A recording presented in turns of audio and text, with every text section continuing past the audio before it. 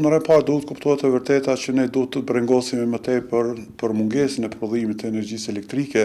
dhe në mungesën e kapacitetit të reja për prodhim të energjisë elektrike dhe jo për çmim, sepse nëse nuk do të kujdesemi dhe nuk do të investojmë në prodhim, ne do të jemi të varur në import të energjisë elektrike dhe kur je i varur nga energjia elektrike dhe importi i saj, atëherë çmimet do të jenë gjithmonë jo stabile dhe do të varirojnë. Në radhën e dytë, kjo nuk është befasi, sepse që nga janari i vitit 2025 është paralajmëruar një ngritje për 35%, është fakt që 16% tingëllon në formë shqetësuese, mirë po besoj që rritja do të jetë shumë e lartë, mirë po kjo rritje dhe ky kompenzim nga politika do të bëhet në mënyrë të heshtur, do të ketë subvencionim të operatorëve dhe prapë kjo do të jetë një barë edhe për aspektin social edhe për aspektin ekonomik në Kosovë. Kjo është kostoja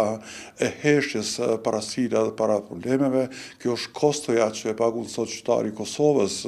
falë servilitetit ndaj politike lidhur me afinë ballkanike që e dominon tregun e Ballkanit perëndimor dhe mjerisht sot në vend që Kosova të jetë shtet eksportues energjisë elektrike, ne ballafaqohemi me këtë ngritje të çmimeve,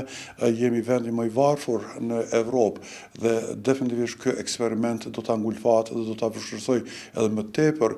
jetën e qytetarit të Kosovës, por do të jetë një goditje e rëndë për ekonominë në veçanti, për sektorin prodhues dhe privat dhe definitivisht qoftë prodhimet, qoftë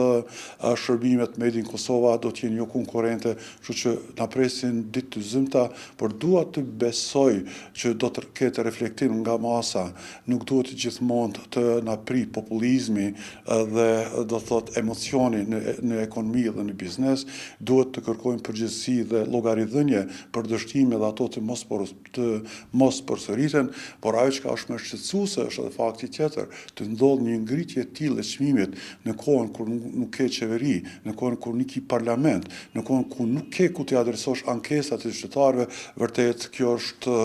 e vështirë për qytetarën e Kosovës, është një hap eksperimental që mund të ketë vërtet pasoja të shumta në të ardhmen, por definitivisht nga aktualiteti kohor është e rënë, është jo qelluar dhe është shqetësuese. E them me keqardhje, sepse qytetarët e Kosovës meritojnë të ndëgjojnë me tepër pozitivitet, dëshirojnë